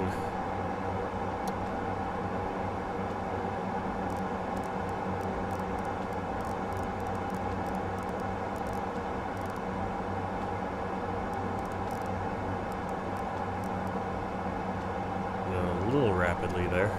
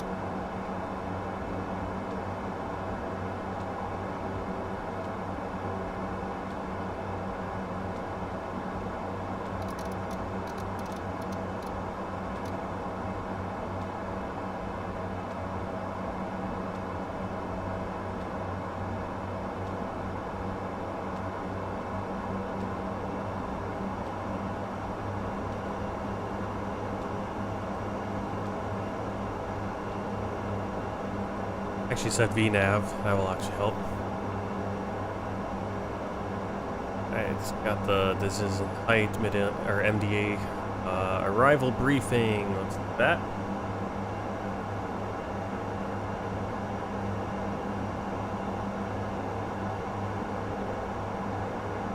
Alright, so we're coming in Beggett. We're coming to our airspace here for Fiji for Nadi. We're gonna head to Belav, our initial fix, and then once we get there, we're gonna be on a course at 91 degrees. Want to be able.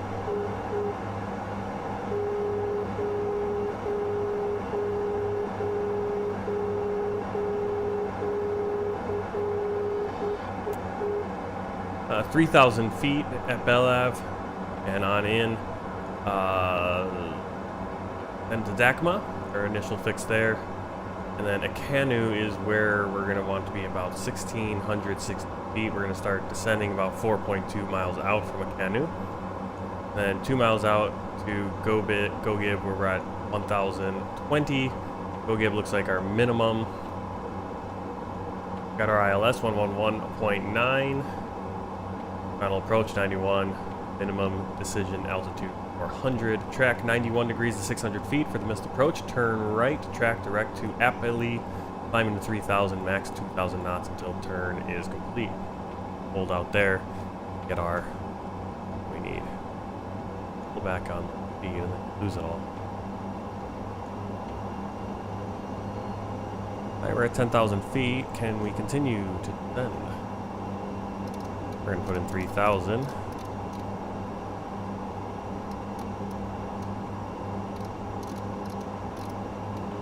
We're gonna go local pressure as soon as I can.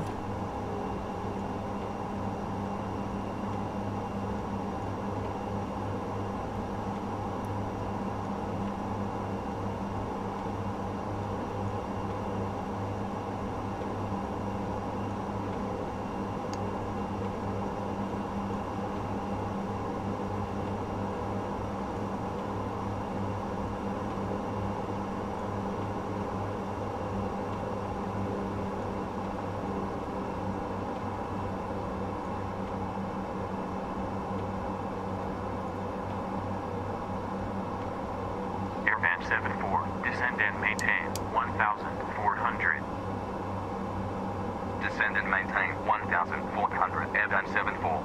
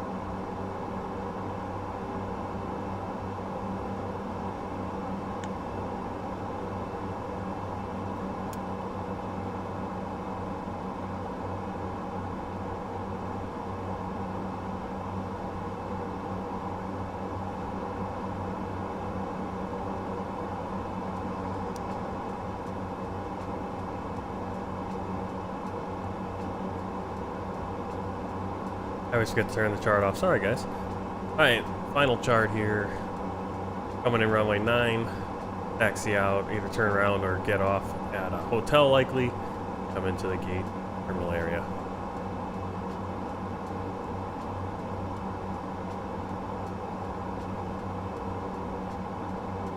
Trying to see some of the islands of Fiji. Outlying islands. There's the main island of Vanuatu. I believe it's Vanuatu. Viti Levu.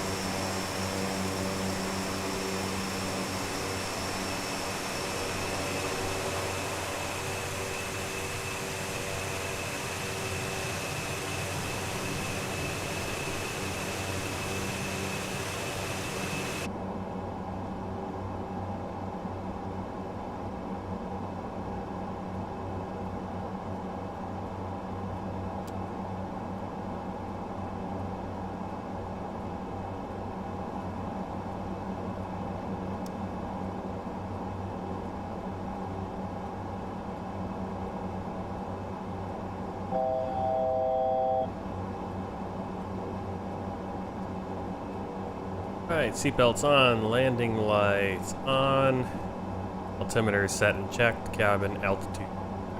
Procedure complete, no active procedures. Coming down to 3,000 right here. Once we make this a turn, we'll switch to heading mode. So we're on 91 degrees, we'll switch then our nav source to VOR ILS 1. 111.9. You can see we got it active here on the nav screen right there.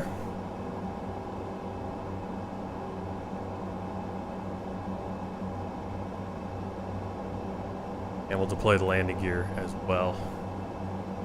Below 170, we're going to go flaps 15. We can actually do that just as we make this turn.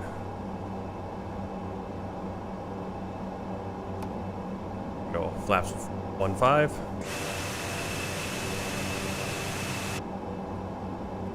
And landing gear. Airvan 74, proceed direct DACMA. Direct DACMA. Proceed direct DACMA, Airvan 74.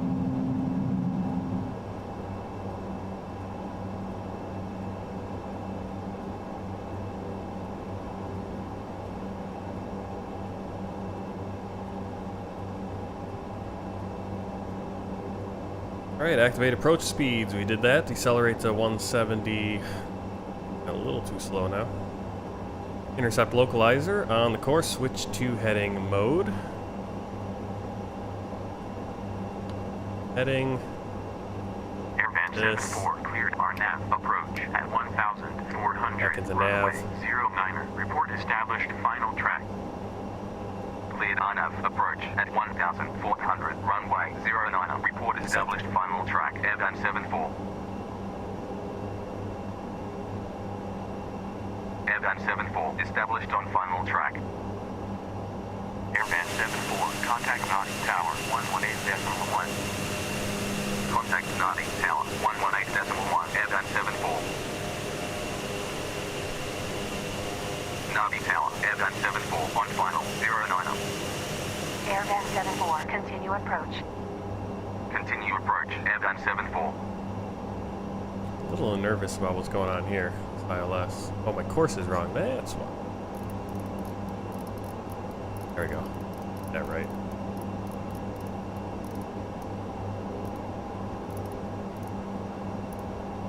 That's what we want.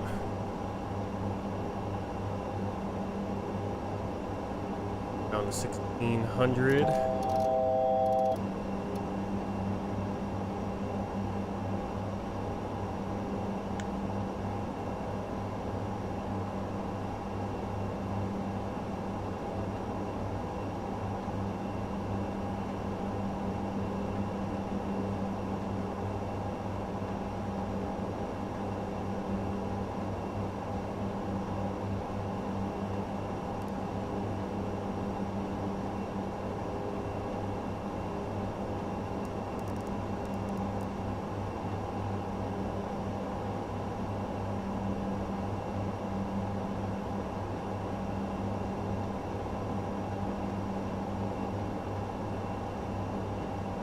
Be descending, right?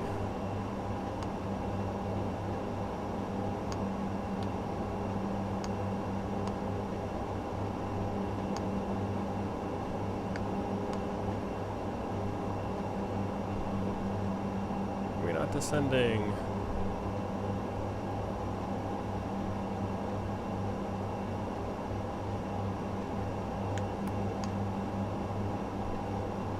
This is what always gets me, is that doesn't end.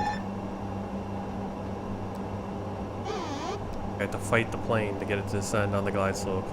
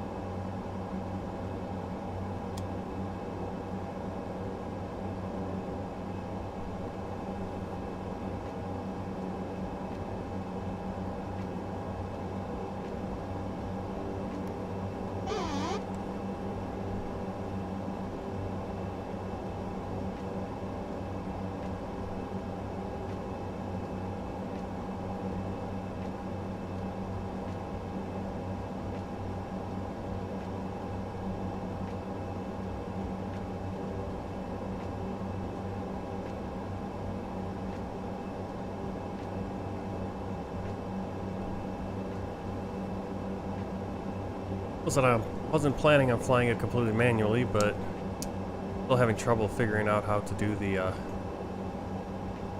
ILS and stuff. It doesn't capture slope or whatever. Not sure what I'm hitting wrong.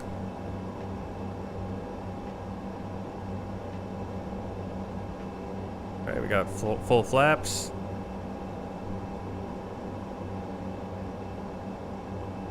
Stabilize at our approach speed.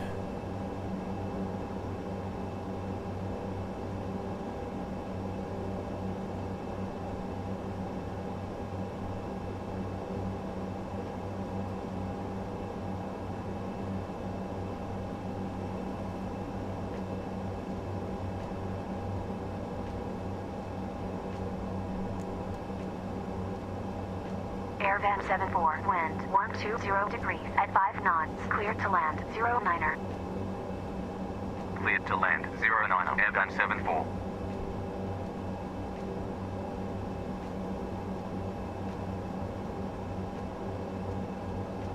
$500. Approaching minimum.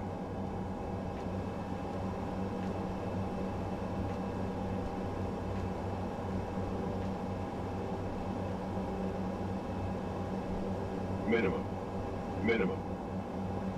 Continue.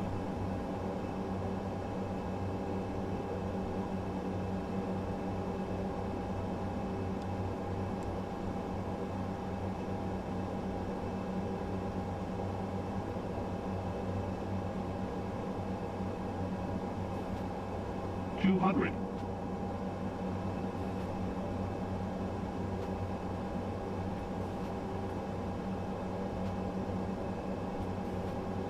$100. 50. 40. 30. 20. 10. Airvan 74, when vacated, contact ground 118.1. When vacated, contact ground 118.1. Airvan 74.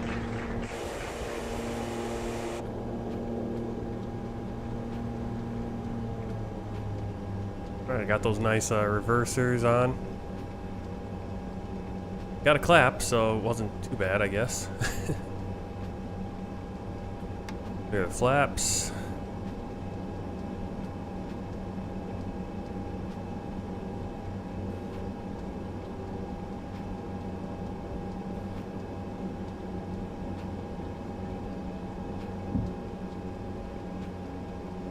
Nadi ground. Airvan 74. Runway vacated. Airvan 74, taxi to gate 24. Taxi to gate 24. Airvan 74. I don't really need a gate.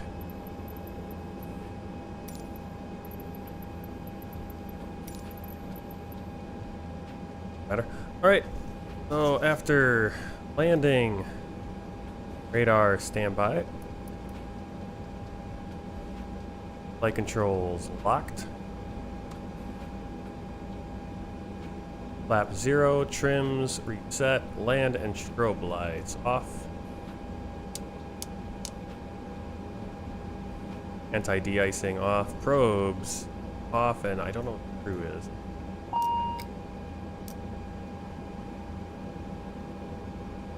What that means.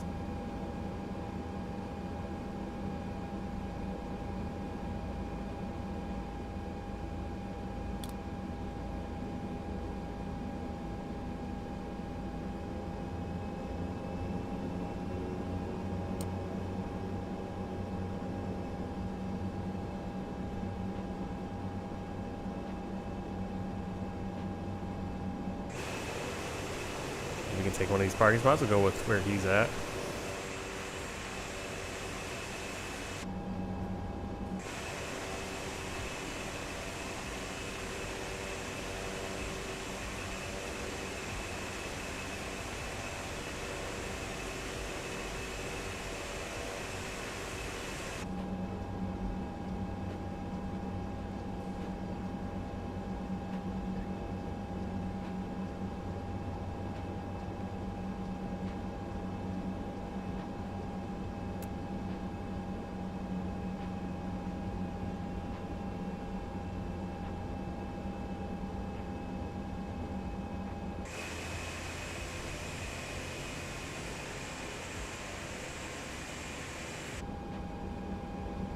Alright, parking brake. Set.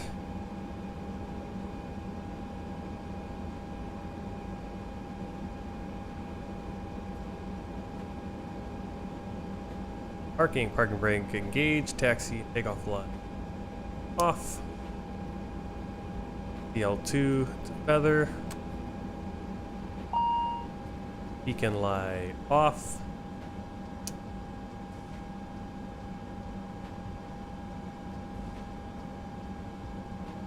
Stand by for our responder. Tail prop in position. Ground power, wheel chocks. Seat belts can come off. We're going down if leaving aircraft.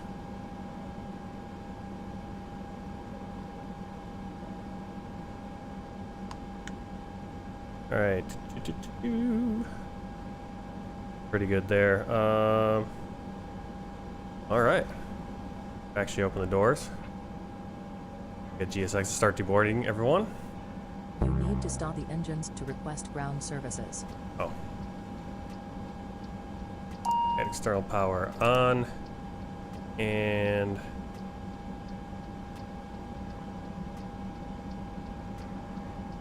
I wasn't actually in fuel shut off. Feather. Shut off. There we go. Now the engine should be coming down.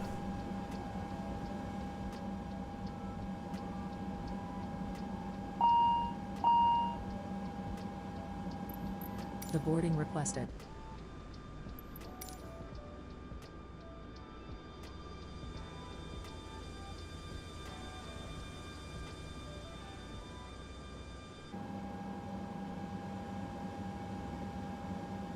All right. Go through the shutdown process. Oxygen main supply off. Passengers bus is coming. Anti-icing off. Exterior lights. Those wing lights back off. Logo stays on. Nav on until we're completely shut down. Weather radar off. Engine 2 shut down. Fuel pump off. Emergency exit lights goes on since we still have passengers on. External power off, batteries off. Okay.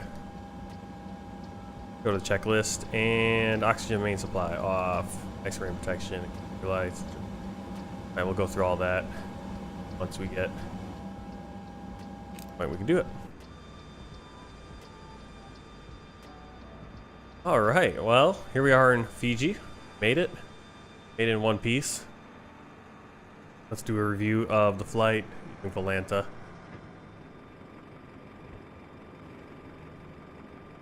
There's it all. Passengers deboarding starting.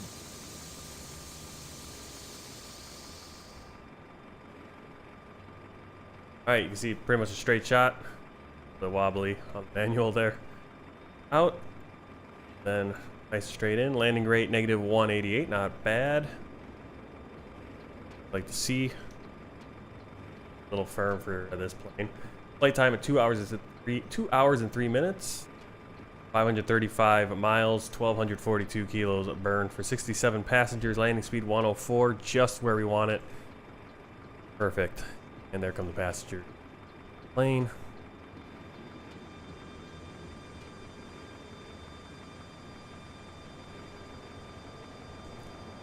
Falling into the ground a little bit. And we'll pick up the world tour map. I go everywhere we've been so far. I can't talk. And of course, we're back here in Fiji. Next flight, we'll be crossing to the other side of the island to Suva. And we'll probably get in at that flight and the flight up to Tuvalu. And then maybe we'll save Tuvalu and then Suva back to Nadi. Or we'll have two separate streams, 2 different days. Next stream will be on Monday morning. Should be able to get that in on Monday morning. On the 10th. at the usual time, 7 o'clock. Hopefully won't have any issues getting the plane started up. We'll be Fiji Link. We'll be doing a turnaround, flying from Nadi down to Suva, and then Suva up to Tuvalu. Fiji Link. We'll just do a nice quick turnaround on that one. Do you want to deboard crew? On Monday, yeah, we will board everyone. So let's get Crew boss is inside. coming. External lights off.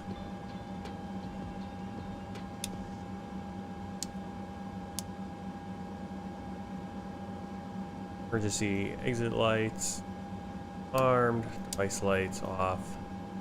Radar off. Fuel shut off. Fuel pumps 1 and 2 off. CDLS power and battery off.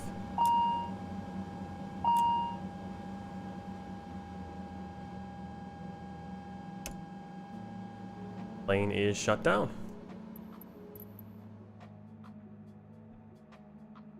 Go. Cold and dark. Here comes the crew bus.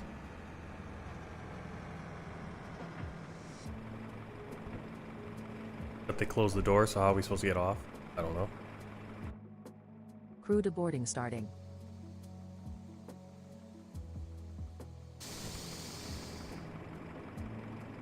Can't very well deboard if we don't have a door open.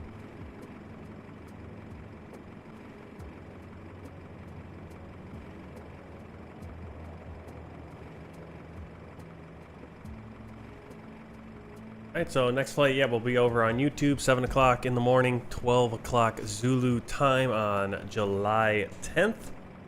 Monday, we'll be flying Nadi down to Suva, and then Suva up to Tuvalu. Fiji Link in the ATR72. Again, fingers crossed, everything goes right. There we got the flight attendants. Got 2 flight attendants. Figured this plane would only have 1, but Pilots deboarding starting. still need to figure out how to do the ILS and everything, or how to get the plane to start descending when it's supposed to. Didn't really capture the glide slope. But as I said, thanks for coming along, and until next time, until Monday morning, have a good day. Keep an eye out for the video dropping on Saturday, and until then, I'll see you, and happy flying. Take care.